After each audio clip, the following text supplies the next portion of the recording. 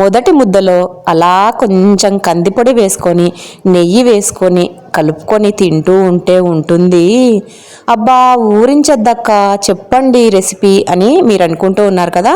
మరి కందిపొడి కోసం ముందుగా కొంచెం మందంగా ఉండే బాండ్లీలో 1 కప్పు కందిపప్పు, 3/4 కప్పు పెసరపప్పు, 1/2 కప్పు శనగపప్పు, 1/2 కప్పు పుట్నాలు అన్నీ కూడా సన్నని సెగ పైన బాగా వేయించి వేరే ప్లేట్లోకి తీసి చల్లారనివ్వండి. అదే ప్యాన్ని స్టవ్ పైన ఉంచి 1/2 టేబుల్ స్పూన్ నూనెను వేసుకొని మిరియాలు, ఎండుమిరపకాయలు, జీలకర్ర, ఆవాలు, పచ్చికరివేపాకు అన్నీ వేసి వీటిని కూడా సన్నని సెగ పైన బాగా వేయించి అన్నీ కూడా చల్లారిన తర్వాత మిక్సీ జార్లోకి వేసుకుని మెత్తటి పొడిలాగా తగినంత ఉప్పు, కొంచెంగా ఇంగువ వేసి పొడి చేసి పెట్టుకోండి.